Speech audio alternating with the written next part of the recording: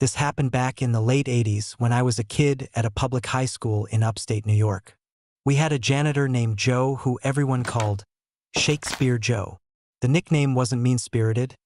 It was affectionate, though a little mocking, because Joe literally spoke like he had stepped out of a play from the Elizabethan stage. You'd bump into him in the hallway, and if you said, "Hey Joe, how's it going?" he'd sweep his mop in a grand gesture and reply, "Lo, young scholar, the tide of dust is ever rising, yet I, steadfast guardian of these halls, shall not falter." We laughed, rolled our eyes, imitated him behind his back. But he never got angry. He seemed to know we thought he was odd, and he just didn't care. Or maybe he knew something we didn't.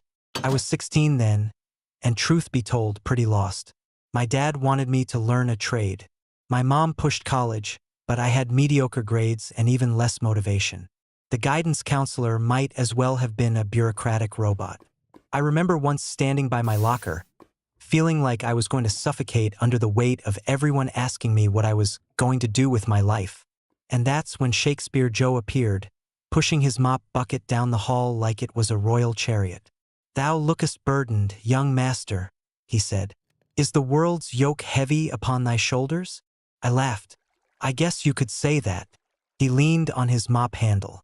"Mark me, for each man's life is but a stage, and thou, though yet uncast, shalt soon choose thy part."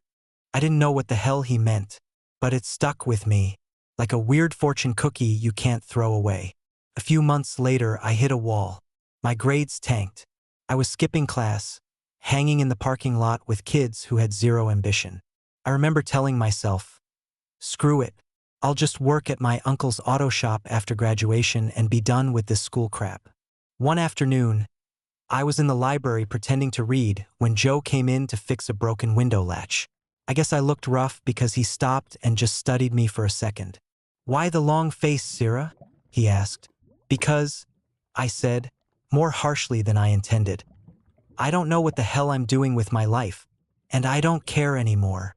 He set down his toolbox and sat across from me. For once, he wasn't sweeping or scrubbing. He looked straight at me, and in that strange Shakespearean cadence he always had, he said, "Hear this. The world asketh not for certainty, but for striving. A man may stumble through the dark, yet still find dawn. Choose not the path of ease, for therein lies the slow death of spirit. Rather, seek the labor that sets thy soul aflame, though it demands sweat and sorrow. For in that toil thou shalt become thine own master." I blinked at him.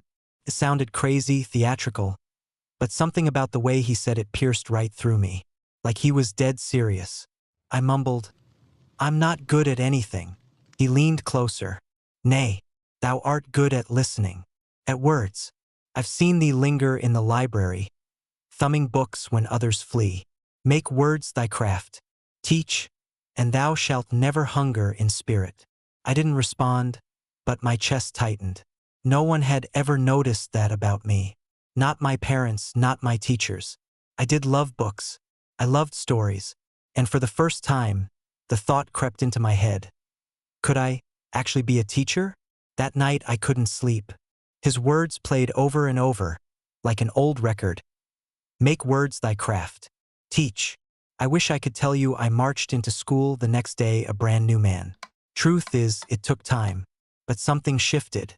I started trying again, if only because I wanted to test Joe's idea. I raised my grades just enough to get into a state college.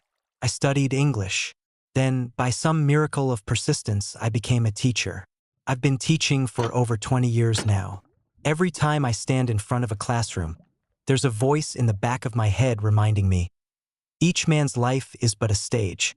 Choose thy part. The wild thing.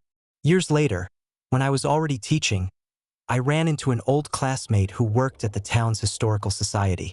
He told me Joe wasn't just some eccentric janitor.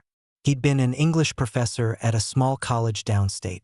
His wife died in a car accident and he spiraled, drinking, depression, lost everything. Eventually, he took a janitor job to keep afloat. But he never stopped speaking in that Shakespearean tongue. Maybe it was his armor. Maybe it was his way of keeping the stage alive. I never got to thank him properly. Joe passed away sometime in the 90s. No obituary, no plaque in the school, just gone. But to me, he's the reason I found my path. Every student I've helped, every kid who stumbled and needed someone to notice them, it all traces back to a janitor with a mop and the heart of a poet. So yeah, the best career advice I ever got didn't come from a counselor, a parent, or a teacher. It came from the janitor who spoke like Shakespeare. And I'll never forget him.